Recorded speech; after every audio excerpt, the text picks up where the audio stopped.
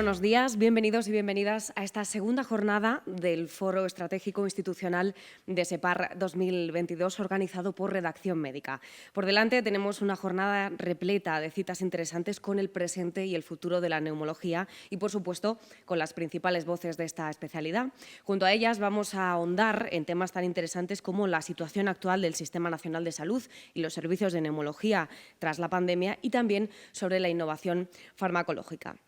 Precisamente la relajación de esos efectos de esta crisis sanitaria que hemos sufrido es lo que nos ha permitido retomar esta presencialidad, estar hoy aquí en el plató de Redacción Médica, aunque ya saben que todo el evento, todas las citas serán retransmitidas en directo a través de nuestro canal oficial de YouTube y, por supuesto, minuto a minuto a través de nuestras redes sociales, Instagram y también Twitter, bajo el hashtag ForoSepar22. Gracias, por tanto, a los aquí presentes, a los ponentes, a los asistentes y también a aquellos que nos van a seguir de forma virtual.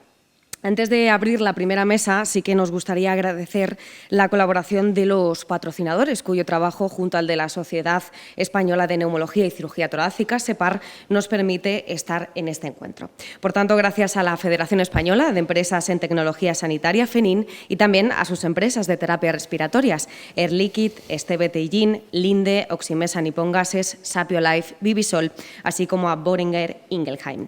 Ahora sí, arrancamos esta segunda jornada con un primer panel que girará en torno a las terapias respiratorias domiciliarias. Es necesario saber cómo hacer frente al aumento de la demanda de este tipo de terapias ante una población cada vez más envejecida, pero también al sobrecoste que suponen ante la subida del coste de la luz. Cedo ya el testigo al que será el moderador, Pedro Jorge Marcos Rodríguez, director del Comité de Relaciones Institucionales de SEPAR y también director de Atención Hospitalaria del Complejo Hospitalario de A Coruña. Hola, buenos días a todos y bienvenidos a esta nueva jornada del Foro Estratégico Institucional de la SEPAR. Hablar de terapias respiratorias domiciliarias pues, es hablar de una de las terapias más importantes que nos han acompañado desde hace muchos años a los profesionales de la salud, que tenemos especialmente dedicación a las patologías del aparato respiratorio. Acabamos de atravesar una pandemia COVID y de las situaciones de crisis a veces surgen oportunidades y una de ellas ha sido poner en valor la importancia de estas terapias, en donde bueno, pues, una de ellas, como es la oxigenoterapia, es quizás el fármaco que más vidas ha salvado en esta última pandemia, fuera de las vacunas, por supuesto. En ese sentido, vamos a tratar el tema de las terapias respiratorias domiciliarias con esta primera pregunta, que es ¿por qué es necesario un punto de encuentro global, ¿no?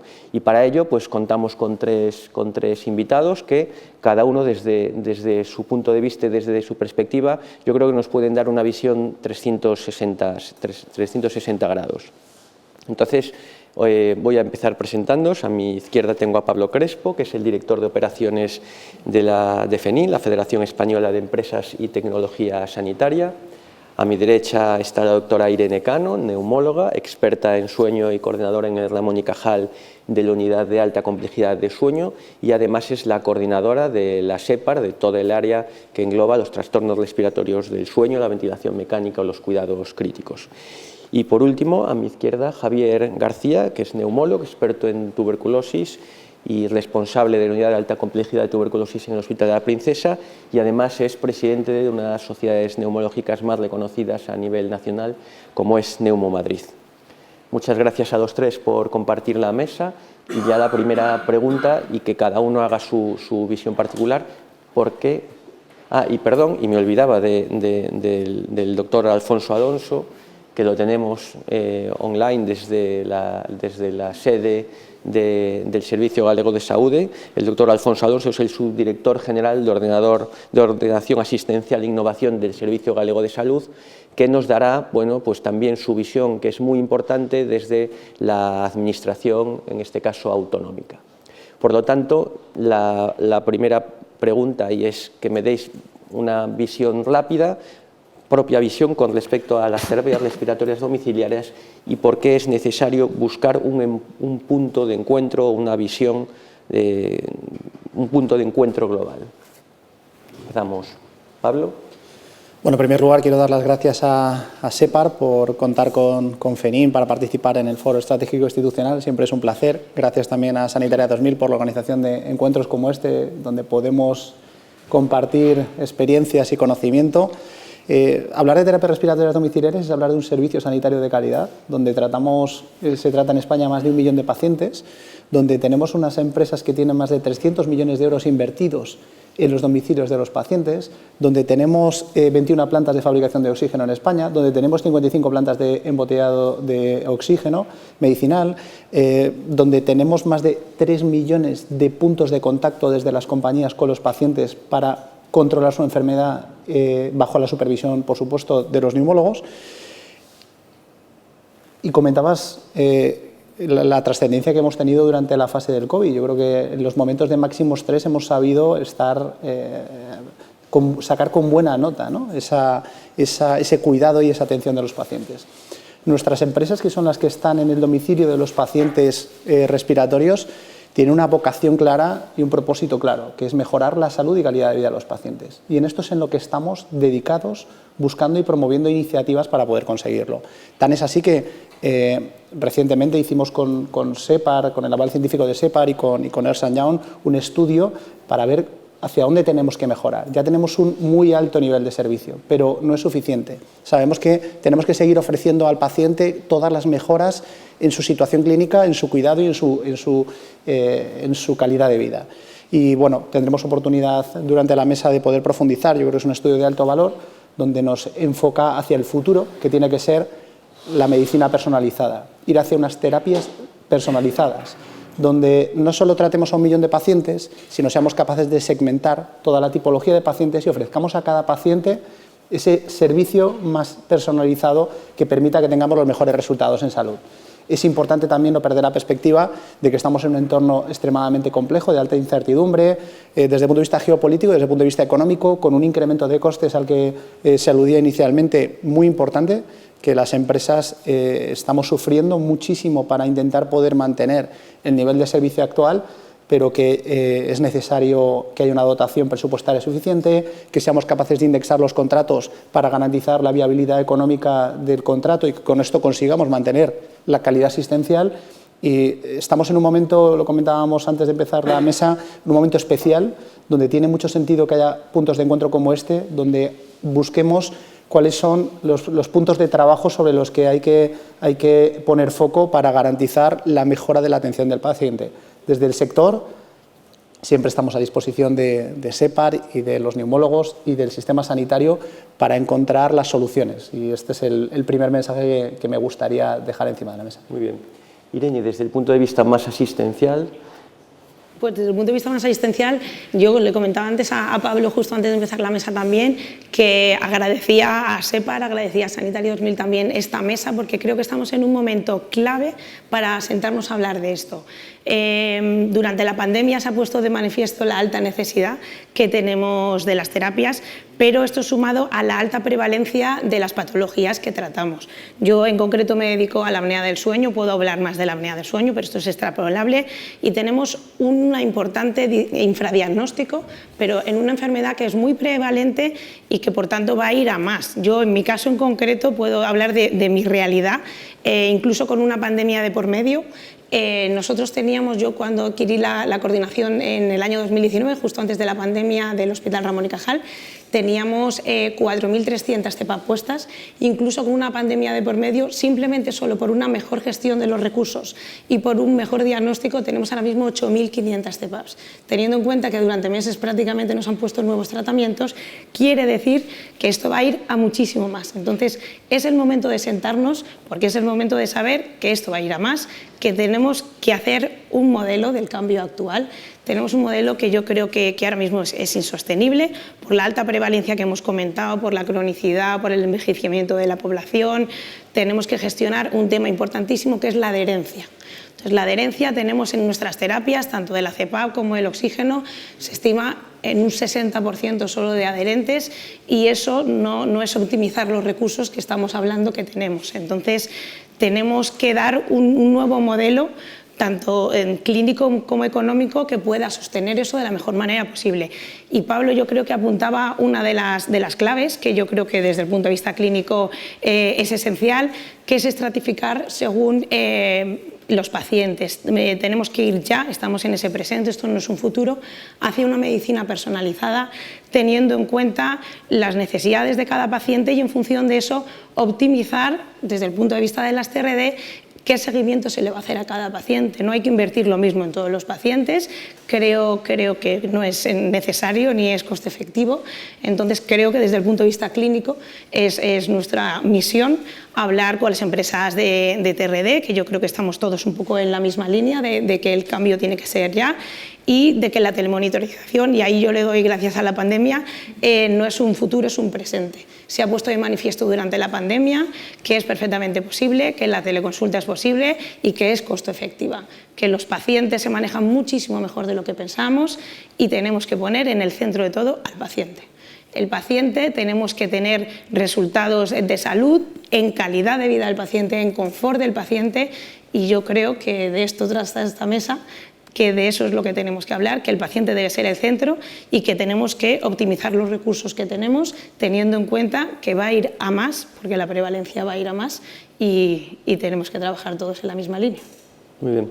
Javier, yo me imagino que cuando los neumólogos madrileños os comentan la problemática que están teniendo con respecto a las terapias respiratorias, pues habrá cierta heterogeneidad, a veces entran los distintos hospitales, etcétera. Desde el punto de vista de una sociedad científica, ¿qué podéis aportar a la administración, a los clínicos, para ayudar a localizar o encontrar este punto de encuentro global? Bien, Pedro. Lo primero que quiero hacer es agradecer a SEPAR y a Sanitaria 2000 la organización de esta mesa. Ya se han planteado muchos temas, tanto por Alfonso como por Irene, que nos han abierto unas claves de lo que van a ser los puntos fundamentales de discusión ahí. Yo en este momento tengo un cargo institucional como presidente de la Sociedad Madrileña de Neumología, pero soy neumólogo también. En cuanto acabe esta mesa me voy a ir a ver pacientes, ¿no? Entonces, yo, por una parte, soy solidario y asumo muchos de los puntos que decía Irene. Estamos en una situación muy compleja. Con las TRDs ahora mismo se han convertido para nosotros en una herramienta terapéutica y en algunos casos hasta diagnóstica fundamental. No podemos hoy pensar en una buena medicina personalizada a nuestros pacientes respiratorios sin las TRD. Y lo primero que tenemos que decir es que estamos muy contentos de cómo en esta situación de pandemia, en una situación que todo el mundo sabe que es de infrafinanciación, están respondiendo las TRDs en nuestras áreas, nuestros compañeros de las áreas madrileñas nos lo dicen todos. Estamos muy contentos de cómo están funcionando y cómo están trabajando. Pero la situación es complicada. Tenemos unas terapias que van creciendo en un número, no sé si exponencial, aritmético o geométrico, pero están creciendo mucho, lo decía Irene también. Los pacientes son más complejos. La pandemia además nos ha ayudado también. Hay muchos pacientes con secuelas respiratorias que están necesitando estas terapias. Los pacientes de distintas índoles, los pacientes neurodegenerativos, etcétera, etcétera, están requiriendo también terapias respiratorias. Estamos en un escenario complejo. Desde las sociedades científicas, ¿qué podemos hacer? Pues tenemos que establecer una vía intermedia entre la administración y entre los pacientes. Nosotros tenemos que dar una asesoría técnica a la Administración. Yo estoy seguro que la Administración está preocupada por este tema. Nos encontramos también con una situación variable en todas las comunidades autónomas. Por eso el tema de la perspectiva global, hoy lo de global es muy importante. Pero nosotros estamos en una situación, por ejemplo, en Madrid ya de alegalidad absoluta, con 10 años sin renovación de los pliegos, y lo que tenemos que decirle a la Administración es: nosotros somos responsables, hay que financiar bien estas terapias, pero nosotros tenemos en nuestras manos armas económicas y no queremos gastar más de lo que sea necesario. Lo decía Irene muy bien, hay que gastarlo adecuadamente en aquellos pacientes que más lo requieren. Se decía en el EPOC habitualmente que el 20% de los pacientes consumen el 80% de los recursos. Pues aquí podría ser lo mismo. Tenemos que identificar bien a los pacientes que tenemos que mejorar su adherencia, porque hay algunos que van a ir desde el principio, van a tener una adherencia estupenda y van a responder muy bien, pero tenemos que identificar este tipo de pacientes y darles la respuesta adecuada. Y desde las sociedades científicas tenemos que ser asesorarles técnicamente. Nosotros hemos creado en la Comunidad de Madrid, nos llamaron de la Consejería para que diéramos nuestra opinión y en Neumo Madrid hemos cogido a 5 o 6 expertos de los hospitales madrileños, hemos dicho vamos a revisar todos los pliegos, vamos a ver todo lo que podemos hacer y vamos a decir esto tiene que funcionar así, así y así. Vamos a ser un intermediario entre la Administración y entre los pacientes para decirle además a la Administración, que seguro que está preocupada por esto, que tiene que financiarlo adecuadamente, pero tiene además que tener en cuenta los criterios técnicos de calidad para que la decisión de otorgar a una empresa u otra no se valga solo en criterios económicos. Por tanto, ese es nuestro papel ahora institucional y sé que SEPAR está trabajando, y tú lo sabes bien, en unificar este tipo de peticiones a la Administración. Sí, efectivamente, desde SEPAR se pretende pues, crear un estándar que sirva pues, a las distintas administraciones, pues, un poco la referencia de calidad y aceptabilidad a la hora de plantear los concursos, ¿no? Y me interesa mucho la visión de Alfonso, que desde la Administración Sanitaria, desde el Servicio Galego de Saúde, pues, nos puede aportar para que nos diga cómo lo ven ellos, la importancia de las asesorías con los profesionales y un poco pues fijar la situación en una comunidad autónoma con un servicio galego de salud que está en cuanto a tecnología y desarrollo, seguro que Alfonso nos podrá comentar, bastante desarrollado, apostando mucho por las nuevas tecnologías y pues nada, Alfonso, cuéntanos. Gracias, Pedro. Gracias. Y igual que mis compañeros de mesa, también quiero agradecer a Sanitaria 2000 y a SEPAR la invitación a compartir con vosotros este foro. Creo que es importante que nos encontremos la industria, profesionales y la administración, porque entiendo que de estos foros salen conclusiones, ¿no? Y sale una visión más real para todos, que tiene más que ver con lo que vivimos cada uno, que probablemente sea más parecido a la realidad que cada uno experimentamos en nuestros despachos, ¿no? Como decías, si me dejáis hacer una pequeña introducción de lo que es el Servicio Gallego de Salud, pues el Sergas ofrece cobertura y asistencia sanitaria a aproximadamente 2.600.000 personas, que está dividida en 7 áreas sanitarias, en las cuales hay empresas que ya están ofreciendo terapias respiratorias domiciliarias en base a unos concursos que en eso sí que lo hacemos de forma muy habitual, ¿no? No nos gusta tener procedimientos en prórroga, pero ahora mismo estamos en ese momento de una adecuación a los contratos. Y te puedo decir que actualmente hay más de 50.000 personas en Galicia, más de 50.000 pacientes con terapias respiratorias domiciliarias, exactamente 52.600, de los cuales el 69% son CPAPs, que es por SAOS. Yo creo que esto es generalizado en todas las áreas sanitarias, ¿no? En todos los sistemas sanitarios, que la CPAP han mostrado un incremento exponencial en su indicación y es ahora mismo lo que más está impactando, ¿no? en la atención a terapias respiratorias, y después un 17% de oxigenoterapia, 7,6% de aerosolterapia y un 5% de ventilación mecánica. Esto para que tengáis un poco la foto global, ¿no? del Servicio Gallego de Salud. En relación a lo que preguntabas, yo estoy de acuerdo con lo que se comentó en la mesa, ¿no? Entiendo que la terapia respiratoria domiciliaria es un punto fundamental de las terapias en la neumología, ¿no? En pacientes con esas necesidades, que además ha demostrado durante la pandemia que las empresas son ágiles porque nos han permitido instalar equipos en domicilios de pacientes en el caso del COVID, ¿no? Y lo hemos hecho con bastante agilidad y rapidez y es cierto que todos ahí en ese momento trabajamos a una y quiero agradecer también a las empresas la disponibilidad que han manifestado en ese aspecto en nuestro servicio de salud, ¿no? Y abogo también por lo que comentabais, ¿no? Yo creo que la sanidad tiene que ir hacia planes individuales de atención para cada paciente. No podemos dar lo mismo a todos los pacientes, hay que definir, ¿no? Y en esa individualización yo creo que debemos ver las empresas de terapia respiratoria no solo como empresas de suministro de oxígeno o de equipos, ¿no? Sino también de otro tipo de servicios. Y pongo por caso la fisioterapia respiratoria pongo por caso la formación a pacientes, pongo por caso igual pues un riesgo compartido en la adherencia, ¿no? Quiero decir, todas estas cuestiones que van un poco más allá de lo que es el simple suministro de oxígeno, yo creo que debemos seguir una visión en ese estilo, ¿no? de esa forma. Y por último también hablabais de la tecnología. Nosotros hemos visto, ya lo sabíamos de antes, pero hemos visto que aplicando tecnología al seguimiento de pacientes mejoramos la atención que le estamos ofreciendo y mejoramos la satisfacción de los pacientes, ¿no?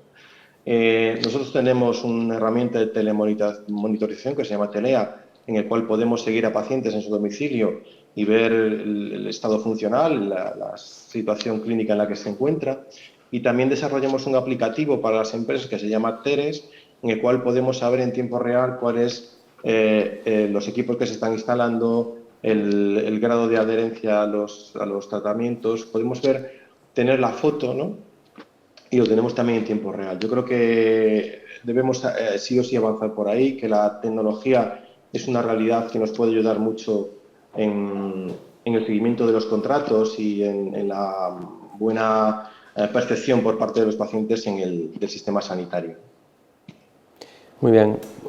Pablo, comentaba Alfonso de que las empresas, ya lo que se pide es que no solo sois unas empresas de, oye, llega, dejamos el oxígeno y poco más, que bueno, es un alcance más global y que podéis aportar más a nivel técnico-asistencial. Correcto, bueno, aquí mis compañeros neumólogos son quien mejor conoce lo que hacemos las compañías, porque al final somos su recurso en el domicilio del paciente y efectivamente pasamos de hace muchísimos años donde éramos un mero suministrador de equipos y suministrador de oxígeno a generar un servicio sanitario de alta calidad prestado por personal especializado en la atención de pacientes domiciliarios, en formar a los pacientes, formar a sus cuidadores, controlar la enfermedad, es decir, un servicio sanitario holístico en torno a las necesidades de un paciente muy concreto con unas necesidades muy concretas. Sí que es verdad que hoy podemos hablar, y me encanta escucharos, ¿no?, que la percepción que tenéis del servicio de calidad que ofrecemos, pero queremos más, queremos seguir ofreciendo calidad y más calidad a la atención del paciente, y es la responsabilidad de todos los que estamos en el sistema sanitario en torno al paciente, seguir mejorando su atención, y para esto, pues lo comentábamos antes, habrá que estratificar los pacientes, habrá que ver qué necesita cada paciente y poner más recursos en el paciente que más lo necesita. Y ahí es donde tenemos que poner todos los esfuerzos. Pero sin lugar a dudas, las terapias respiratorias domiciliarias es un conjunto multidisciplinar integrador de una cantidad de prestaciones tremenda, desde la entrega de equipos a la atención del paciente, la formación de los cuidadores, la interacción permanente con el neumólogo, la coordinación con los servicios de neumología para ver dónde hay que priorizar la asignación de los recursos. Bueno, en definitiva, estar a disposición de las administraciones y de los clínicos para mejorar la salud y calidad de vida de los pacientes. Y bueno, y comentabas de la importancia del paciente, y en ese sentido la pregunta es, ¿le estamos preguntando al paciente si le está impactando en salud, ¿no? Porque a veces medimos pues que le mejora la función pulmonar o la supervivencia, etcétera, pero ellos, ¿cómo podemos mejorarlo? Yo al hilo de lo que dices, que voy un poco a relacionar tu pregunta con lo que acaba de comentar Pablo, creo que es esencial y también creo que es de admirar y de reconocer la labor que han hecho las empresas de TRD durante la pandemia, no solo como suministradores, como decía, sino que hemos aprovechado la pandemia para hacer planes de mejora de calidad asistencial de los pacientes. Es decir, no se han limitado a proporcionarlo los equipos, sino que todo esto que estamos hablando yo aquí, por eso creo que es el momento esencial para reunirnos todos y ir en la misma dirección. Yo, en concreto, la empresa con la que trabajo es Vitalaire, pero me consta que en otras empresas están trabajando también en esta misma sintonía. Primero, que yo no concibo trabajar sin ellos al lado, es decir, están físicamente al lado y creo que debemos ir en la misma dirección. Segundo, que creo que la formación suya es absolutamente imprescindible y creo que tienen que estar integrados en el equipo. O sea, no concibo como algo aparte, creo que están integrados en el equipo absolutamente. Y ahí radica el paciente, que creo que es el centro de todo, ¿no? Entonces, por eso creo que debemos trabajar todos de forma coordinada por y para el paciente. Entonces, durante este tiempo hemos estado en contacto con las empresas, haciendo programas, efectivamente, para no solo dar un servicio, sino dar el mejor servicio y que el paciente perciba dos cosas tenemos que ver como clínicos y como empresas proveedoras. Uno, la calidad de vida del paciente. Eso es algo que no estamos relacionando. Nosotros a nivel clínico podemos ver cómo de efectivo no es el tratamiento, pero creo que hay que integrar toda esta información, ¿no? Uno, la calidad de vida como indicador fundamental. Y dos, el confort del paciente, ¿no? Creo que es esencial medir calidad de vida, confort del paciente, satisfacción, a raíz de lo que estabas comentando. Ahí sí que, pero a pequeña escala, se han hecho pues, cada uno de los servicios con nuestras empresas proveedoras. Hemos hecho distintos cuestionarios, distintos pequeños estudios, pero creo que hay que unificarlo y creo que hay que trabajar por ahí. Y cumplimiento. Tenemos un cumplimiento, pero tenemos que hacer algo con ese cumplimiento. Es decir, todas las empresas nos dan el cumplimiento del paciente, pero eso nos tiene que servir para ser inteligentes y por eso estratificar el riesgo, como comentábamos antes. Ayer se publicaron los pliegos del Servicio Extremeño de Salud y una de las novedades es que se estratifica ya a los pacientes. Creo que es muy buen comienzo.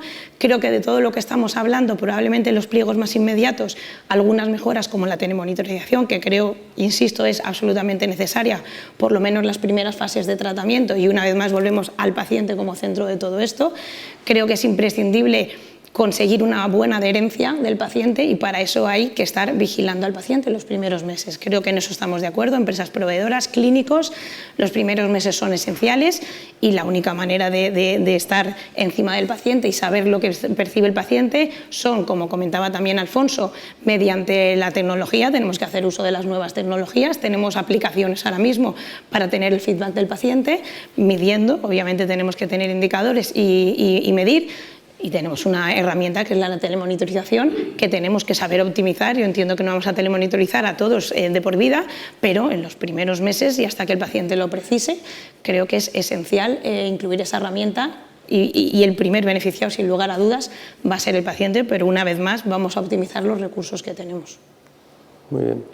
Sí, en la línea que dice Irene, nosotros tenemos que identificar bien, no conocía la noticia de los pliegos extremeños que ya introdujeran el tema de la estratificación, me parece muy importante, ya os lo he comentado antes, hay gente que va a funcionar muy bien, pero igual que tú has comentado antes, yo soy responsable de la unidad de tuberculosis y tenemos predictores de adherencia, la gente que se va a tomar el tratamiento, aquí tenemos que identificar y profundizar más en aquellos pacientes que van a ser predictores, en este caso de mala adherencia. Hay que, lo ha contado bien Irene, recibimos al paciente, miramos muchas veces su espirometría, si ha ingresado, pero a veces se nos olvida profundizar en algunos aspectos más de su confort, de su calidad. Es verdad que estamos mejorando mucho en ese aspecto y que la verdad es que cuando hablo con la gente de los hospitales, y yo hablo también de mis propios pacientes, yo resuelvo casi cada día las interconsultas de atención primaria y muchas de ellas son paciente que tiene el problema con la máscara, paciente que tiene este problema.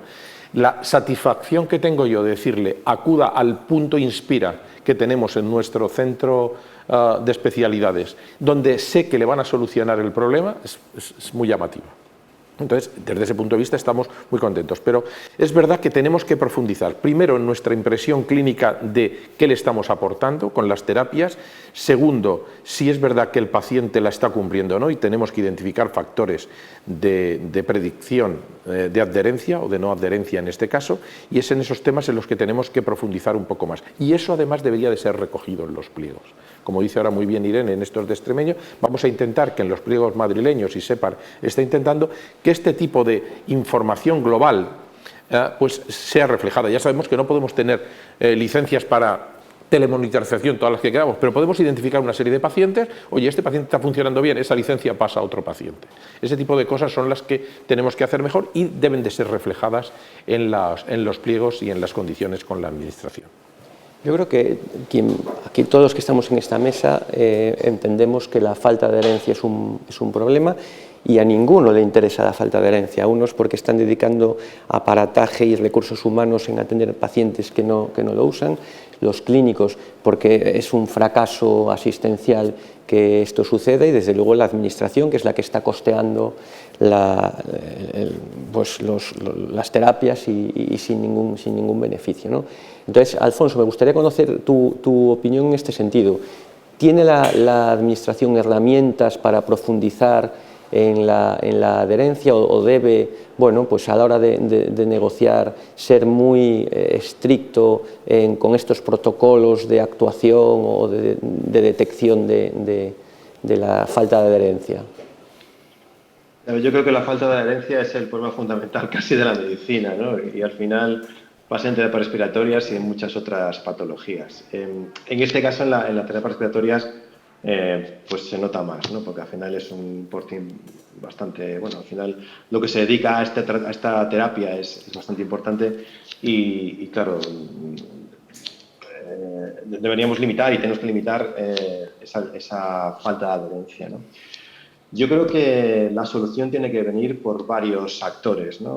Por una parte, los pacientes, que son los que tienen que tener conciencia mediante la formación que le tengamos que dar de la importancia del tratamiento que se le está pautando, ¿no? Y para ello yo creo que antes lo estabais hablando, es importante contar con los pacientes en el desarrollo de los procesos asistenciales y de los programas que se desarrollan por parte de la administración o de los hospitales o lo que se haga, porque en nuestra experiencia, que últimamente en los últimos años estamos contando con los pacientes, desde el inicio hasta el final, cuando diseñamos un proceso asistencial, nos aportan mucho los pacientes, ¿no? Los sentamos en la mesa con el resto de los facultativos, con el resto de los profesionales, con la enfermería, con los trabajadores sociales y también están los pacientes, ¿no? Y nos van señalando también dónde están las dificultades y cuáles son las necesidades que ellos tienen. En ese sentido, yo creo que también nunca se le ha preguntado a los pacientes cómo se podría resolver, pero ¿cuál es un momento en el que podemos también pues, plantear esta cuestión, ¿no? Por otro lado, pues la administración también tiene que desarrollar mecanismos, ¿no? Y en ese aspecto la telemedicina y los sistemas que también tienen las empresas también pueden indicar a qué pacientes no están haciendo una adecuada adherencia. De hecho, tenemos resultados, ¿no? En ese sentido y son bastante, bueno, andan sobre la media que habíais dicho, ¿no? 30% de falta de adherencia, más o menos.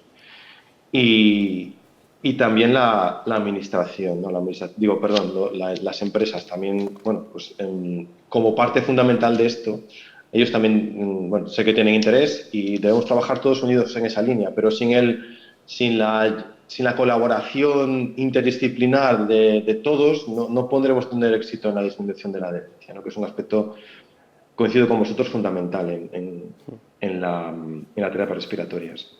Sin embargo, cuando uno revisa pues, bibliografía y trabajos que hablan con respecto a la adherencia, también vemos que es muy variable, ¿no? Y que determinados equipos consiguen adherencias muy altas y otras menos, ¿no? Yo creo que aquí también es muy importante jugar con los incentivos, con los distintos actores que participan, desde las empresas hasta los clínicos, incluso la administración, ver con qué incentivos juegan para que esta adherencia sea menor, ¿no? Ahora está muy de moda en terapia farmacológica, se inició con la oncológica y se está ampliando muchas enfermedades raras, los contratos de riesgo compartido. ¿Creéis que contratos de riesgo compartido, centrándonos en la adherencia, podrían funcionar en las terapias respiratorias? ¿Cómo lo veis? Por parte del sector, en primer lugar, me gustaría dejar claro un mensaje. No hay nada más frustrante para una compañía cuyo propósito es mejorar la salud y calidad de vida del paciente que dedicar esfuerzos y recursos de manera absolutamente ineficaz. Y habría que analizar bien cuáles son esas claves por las cuales ese paciente no es adherente y tener un plan concreto para mejorar esa adherencia. Por tanto, nosotros queremos tratar a pacientes para que sean adherentes y para que se beneficien de la terapia, porque sabemos que utilizando la terapia va a mejorar su salud y calidad de vida. Buscar modelos de contratación que permitan compartir riesgos, pago por resultados en salud, mejorar la adherencia. Perfecto. Nosotros estamos absolutamente abiertos a buscar fórmulas que permitan poner foco y poner la prioridad en que mejoremos la salud del paciente. Nosotros lo que buscamos es esto, y esa necesidad que es mejorar la salud del paciente tiene que tener un reflejo en el modelo de contratación. Y por nuestra parte, bueno, ya hemos visto el ejemplo que se comentaba antes de los pliegos de Extremadura, reconocen este tipo de modelos con los cuales nosotros nos sentimos cómodos. Nosotros lo que queremos es que todos los recursos vayan dirigidos al paciente para que cumpla la terapia y para que mejore su salud. Cualquier mecanismo que incentive, como tú utilizabas este término, que todos pongamos el foco en mejorar la adherencia, perfecto. Yo creo, vamos a ver, yo creo que estamos en un muy buen momento, ya he dicho antes, para plantearnos todo esto. Es decir, plantear qué modelo económico tenemos, si esto es sostenible o no, y qué otros modelos económicos existen en el extranjero también. Algunos probablemente no son aplicables a nuestro ámbito, otros son muy buenos modelos. Entonces yo creo que es el momento de sentarnos, ver todas las posibilidades económicas. Yo todavía no lo hemos publicado, pero hemos hecho una propuesta de nuevo modelo teniendo en cuenta a las empresas, teniendo en cuenta a los clínicos, teniendo en cuenta a las empresas proveedoras, para valorar los distintos modelos económicos que existen, una nueva propuesta de valor basado en resultados en salud, una propuesta económica y es costo efectivo. Entonces yo creo que es el momento de ver todo lo que tenemos a nuestro alrededor, que ya digo que afortunadamente además tenemos buena relación incluso con otros países para haber valorado. Hemos tenido conversaciones con otros tipos de modelos y para este modelo también tuvimos en cuenta, como hablábamos antes, a los pacientes, ¿vale? Tenemos pacientes, representantes de pacientes y nos sentamos para ver los PREMS y ver al paciente como centro nuevamente de todo esto, ¿no? ¿Qué quiere el paciente? ¿Qué queremos nosotros? ¿Qué puede dar también la empresa? ¿Qué podemos aportar? Y esto es costo efectivo, no. Hay que poner también sobre la mesa, en función de los tratamientos que tenemos, hay que revisar. Es decir, nosotros hemos hecho estudios de coste-efectividad, por ejemplo, entre la CEPAP y la autocepap, que hoy en día no son válidos. Hoy en día la diferencia de precio entre una CEPAP y una autocepap es mínima, no es de lo que estábamos hablando, y nos estamos basando con el modelo actual en unos estudios previos que no son extrapolables a la situación de hoy en día. Entonces, creo que es momento de revisar todo eso y de poner también encima de la mesa el resto de terapias. Estamos hablando, por ejemplo, en el caso de la apnea del sueño, de la CEPAP, hace unos años, cuando hablamos de los anteriores pliegos, hace 10 años, pues es que la CEPAP sí, CEPAP no teníamos tampoco más opciones. Pero hoy en día tenemos estudios que avalan otros tratamientos alternativos.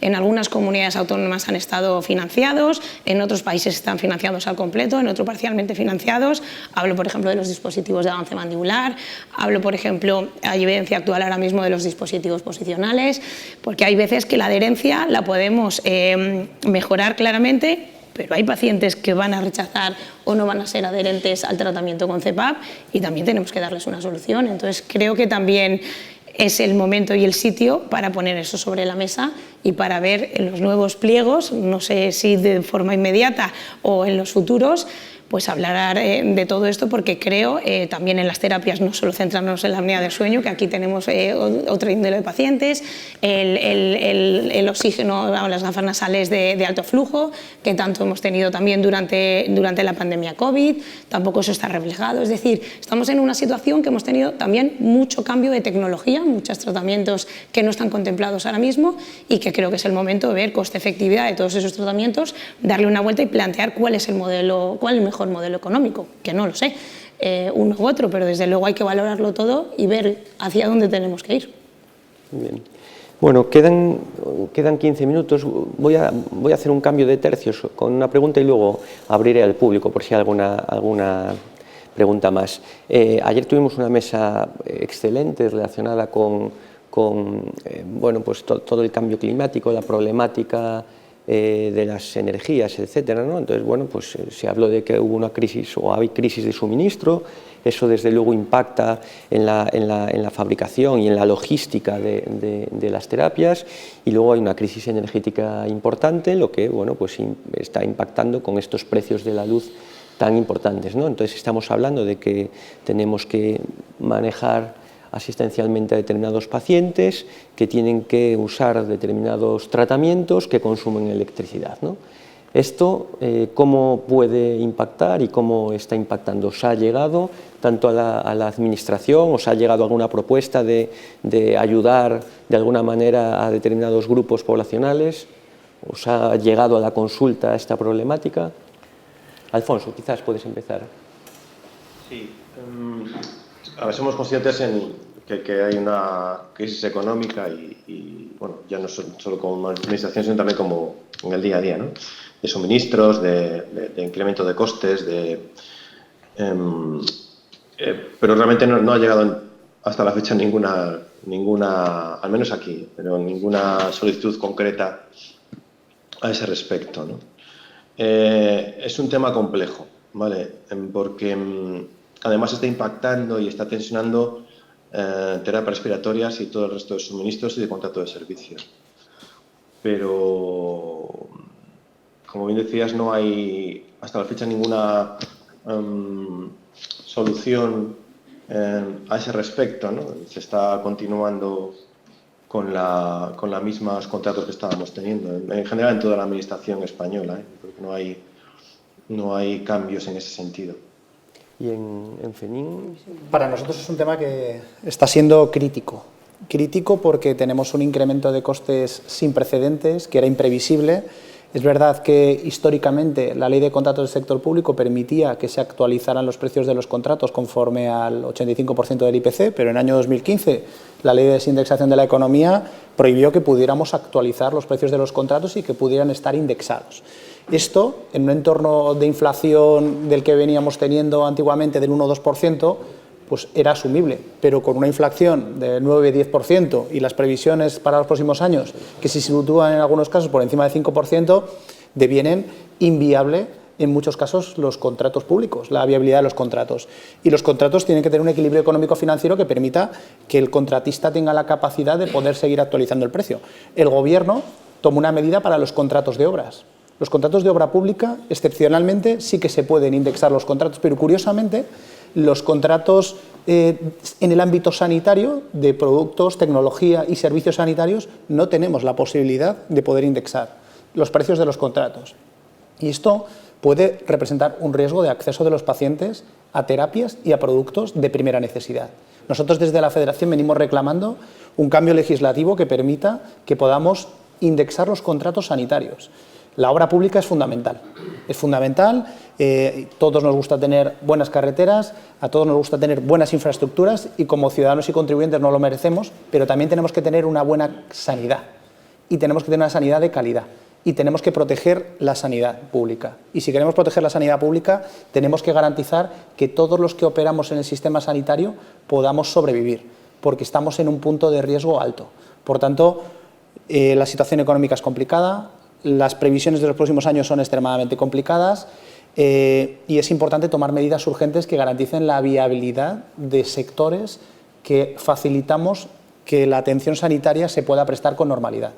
Y esto es algo que venimos reclamando a las administraciones y seguiremos haciendo. Y esperemos que tengan esa sensibilidad con la sanidad pública que todos los que estamos aquí tenemos. Yo, de forma muy breve, Pedro, a mí, a la Administración no ha llegado, pero a la consulta desde luego que sí me ha llegado esta consulta. Tenemos varios pacientes que no pueden afrontar económicamente la terapia respiratoria que tienen en su domicilio y creo que esto es algo muy importante. Y la solución ahora mismo no existe, no en la Administración no hay. Durante una temporada hubo ciertas ayudas que eran irrisorias las ayudas, ahora mismo no hay ayudas y supongo que dependerá también de la comunidad autónoma, pero la única solución que se propone es poner oxígeno líquido, que obviamente no puede ser la solución. Entonces yo creo que es algo que has planteado que es muy importante y que hay que darle una solución y cada vez lo vamos a ver más. Yo estoy de acuerdo con Irene que te lo cuentan los pacientes. Claro, en una situación económica, estábamos acostumbrados a muchos años de una inflación baja, pero una situación que se dispara ahora mismo y aunque parece que va a menguar en los próximos años, no vamos a volver a los parámetros previos, los pacientes sí te lo cuentan. Y claro, si la gente no pone la calefacción en casa porque no puede pagarlo, pues del oxígeno también prescinde, evidentemente. Y te lo cuentan bien.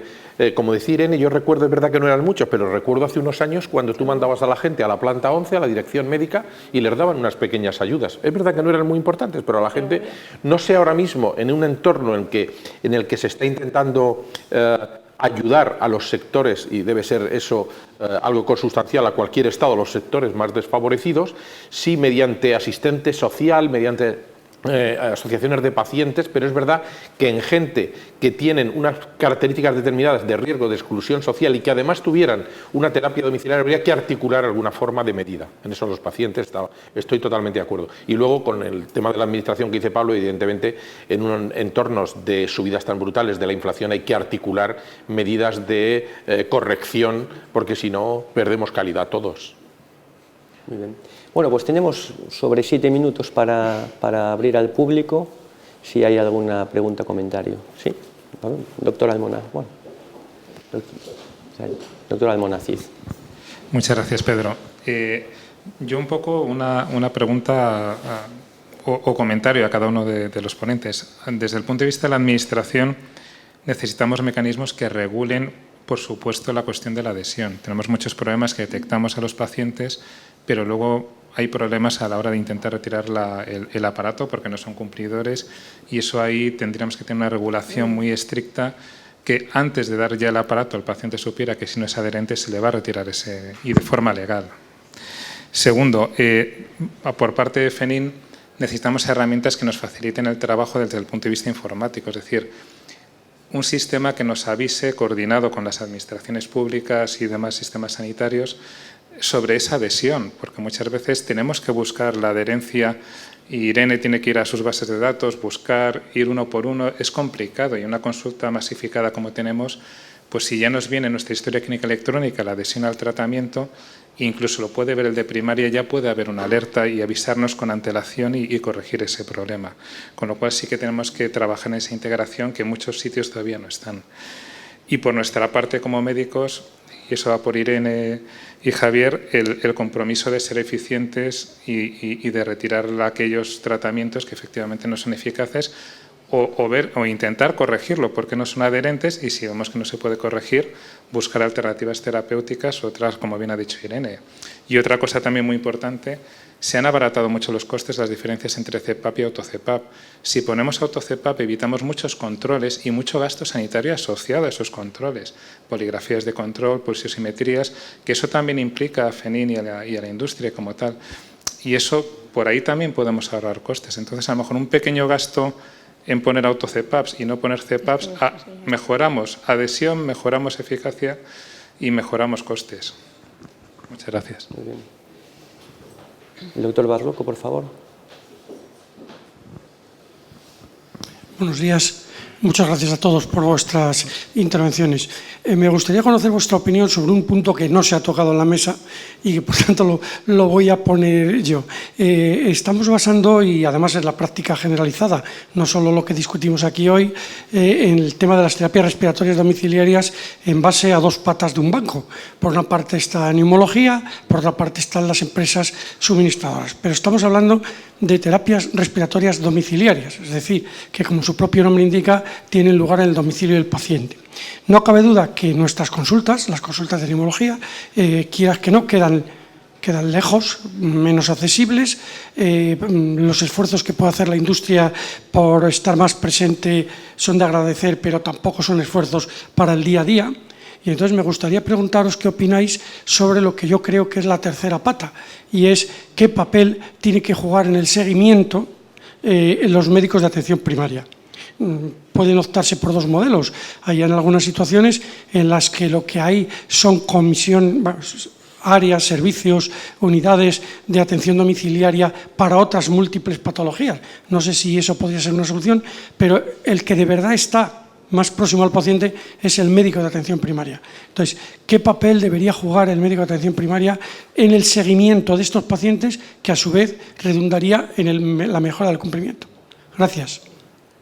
Yo, sin lugar a dudas, me parece una pregunta muy pertinente, gracias por sacarle la pregunta, porque es esencial. El médico de atención primaria en todo esto es esencial. En una enfermedad, por ejemplo, como es la apnea del sueño, y la EPOC también, tan prevalente, crónica, y que es absolutamente inasumible los pacientes de ciertas características de ambas patologías que sean seguidos de forma crónica en una consulta de neumología, es imprescindible el papel de la atención primaria, y para ello es imprescindible una buena formación en atención primaria. Yo creo que hay un déficit de atención en atención primaria, lo comentaba antes Javier, que el médico de atención primaria en la teleconsulta no saben si el paciente se tiene que dirigir a la empresa de TRD para solucionar un problema técnico, qué cosas tiene que solucionar el neumólogo. Entonces creo que desde nuestro punto de vista, desde SEPAR, porque creo que esto es común para todas las comunidades, existen varios estudios que se ha hecho con primaria a nivel local, muchos en Cataluña, por ejemplo.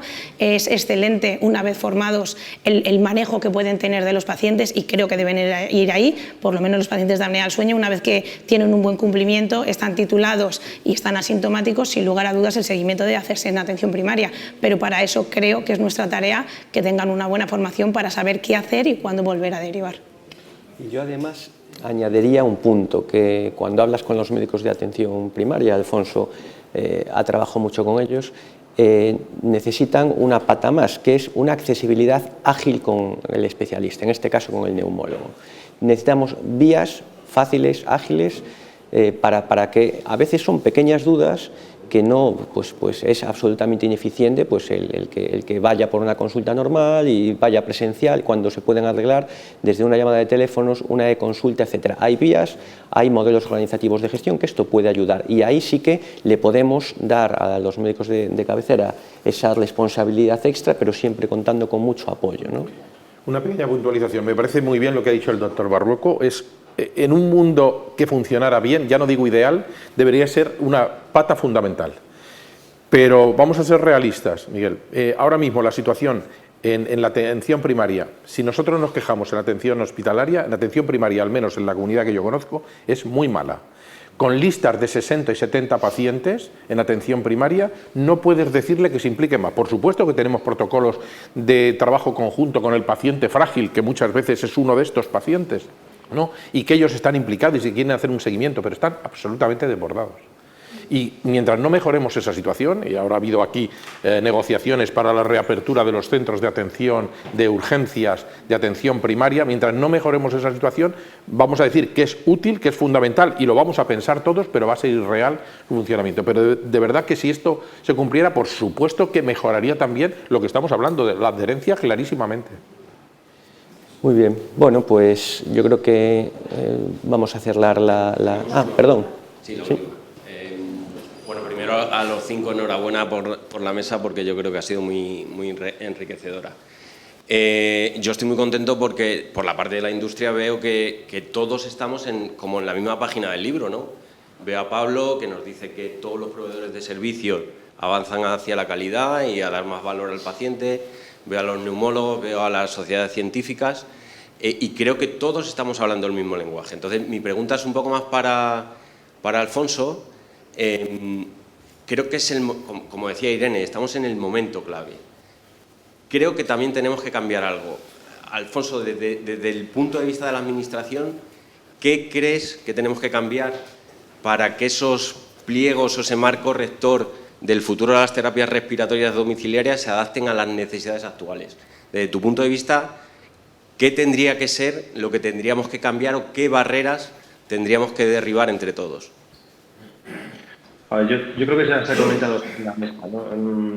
En el fondo lo que tenemos que hacer también es ver qué necesidades tenemos, y quien nos lo va a decir, aparte de los profesionales, son también los pacientes, ¿no?